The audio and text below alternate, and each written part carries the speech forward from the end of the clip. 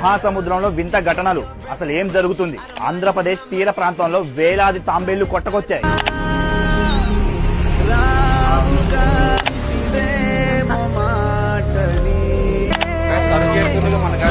మీరు ఇప్పుడు సోషల్ మీడియాలో ఎక్కడ చూసినా కూడా ఈ ఓవర్ ఫిష్ వీడియో, లేదా ఒడిశాలో లక్షల తాబేళ్లు సముద్రం నుండి బయటికి రావడం, లేదా కొన్ని లక్షల చేపలు సముద్రం తీరంలో గిలగిలా కొట్టుకోవడం, యాంగ్లర్ ఫిష్ కనిపించడం, మన తెలుగు యూట్యూబర్ దాన్ని పట్టుకోవడం, ఆస్ట్రేలియాలో కొన్ని వందల కిల్లర్ వేల్స్ చనిపోవడం, ఏలియన్ ఫిష్ అనే కొత్త ఫిష్ కనిపించడం, ఇలాంటి వీడియోస్ చాలా చూసే ఉంటారు. ఇది మన భూమి వినాశనానికి సంకేతమా, లేదా దీనివల్ల మన భూమికి ఏమైనా జరగబోతుందా? ఈ ఓవర్ ఫిష్ కనిపించిన ప్రతిసారి ఏదో అలజడి జరుగుతుందంట. ఇలా జరగడానికి కారణం ఏంటిది? అలానే వీటి గురించి ఈ వీడియోలో తెలుసుకుందాం. వీడియోని లాస్ట్ వరకు స్కిప్ చేయకుండా చూడండి. So let's start our today's video.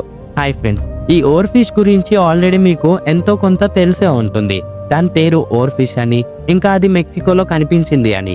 ఈ ఓవర్ ఫిష్ ని డూమ్స్డే ఫిష్ అని కూడా అంటారు.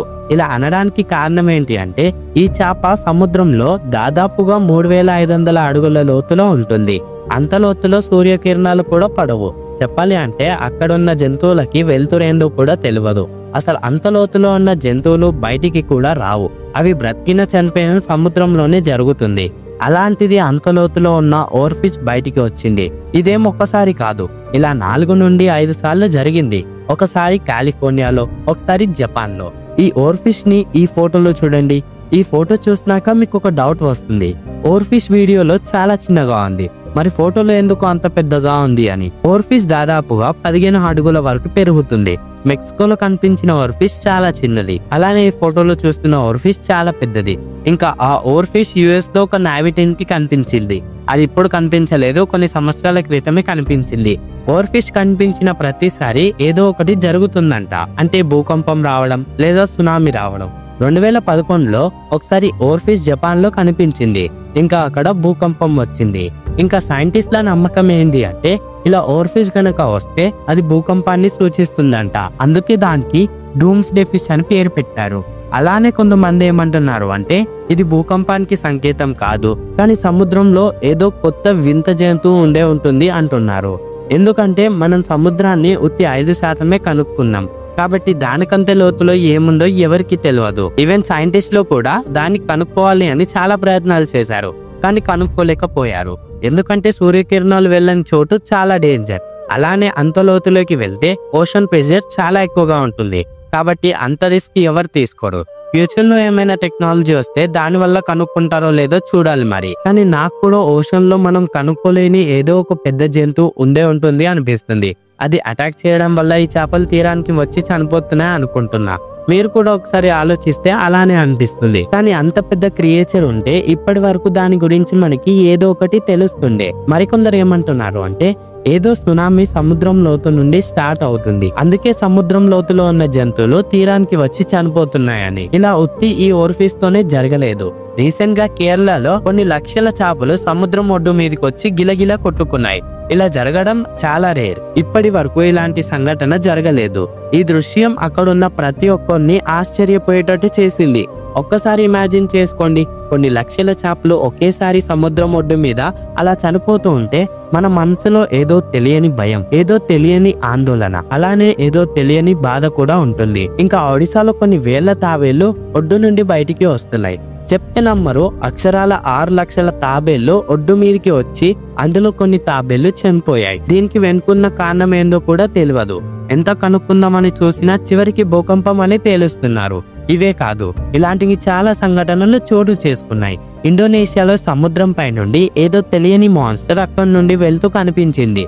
దీన్ని అక్కడున్న ఒక మహిళ వీడియో తీసి సోషల్ మీడియాలో పెట్టింది.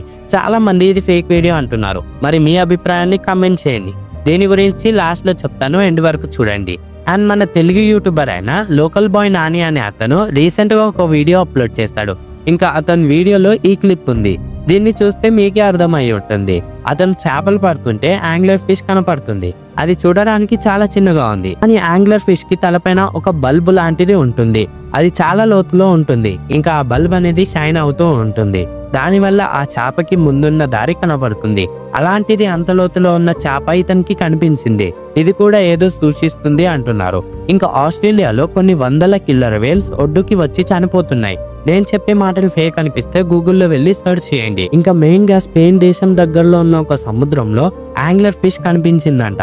మీకు స్క్రీన్ పైన కనిపిస్తుంది కదా, అదే యాంగ్లర్ ఫిష్.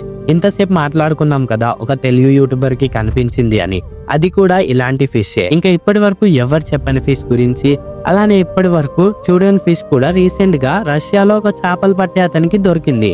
ఇంకా దాని పేరు ఏలియన్ ఫిష్ అంట. ఆ ఫిష్ ఫేస్ చాలా డిఫరెంట్ గా ఉంది. అసలు ఇప్పటి వరకు ఈ చేప గురించి ఎవరికి తెలియదు.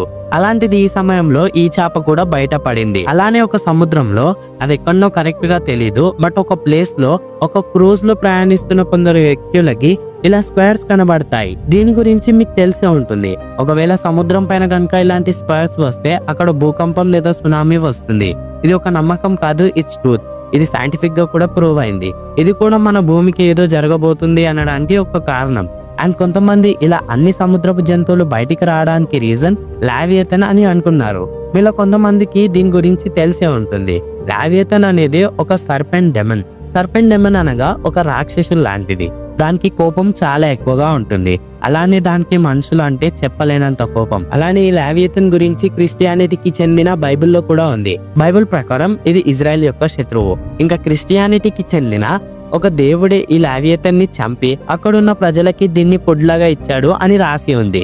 ఇది నా సొంతంగా చెప్పడం లేదు, ఏదైతే గూగుల్లో రీసెర్చ్ చేశానో అదే చెప్తున్నాను. అండ్ ఇప్పుడు ఈ జంతువులు బయటికి రావడానికి కూడా ఈ లావియతనే రీజన్. సముద్రం అతి లోతులో ఈ లావియతన్ బ్రతుకుతుందని, ఇంకా ఈ వీడియోలో అది లావియతనే అని అంటున్నారు. ఆ లావియతనే అన్ని జంతువులని ఇబ్బంది పెడుతుంది అంటున్నారు. మరి ఈ లావియతన్ అనేది నిజమా లేదా ఒక కట్టు కథనా? కమెంట్ చేసి తెలియజేయండి. ఇవన్నిటి గురించి వింటుంటే ఇంకా చూస్తుంటే సముద్రంలో ఏదో జరుగుతుంది. సముద్రంలో ఏదో తెలియని అలజడి ఉంది. ఈ భూమి మనకి ఏదో సూచిస్తుంది, మనకేదో చెప్పాలని చూస్తుంది. సముద్రంలో మనకి తెలియని కొత్త లోకం ఉంది. మనం సముద్రం గురించి ఇంకా చాలా తెలుసుకోవాలి. సముద్రం అనేది ఒక పెద్ద లోకం. మన భూమికి ఏదో జరగబోతుంది, ఏదో రాబోతుంది. ఈ వీడియోలో ఇంతే. వీడియో నచ్చితే వీడియోకి లైక్ చేయడం మర్చిపోకండి. అలానే మా ఛానల్ ని సబ్స్క్రైబ్ చేసి పక్కన ఉన్న బెల్ ఐకాన్ ని ఆన్ చేసుకోండి.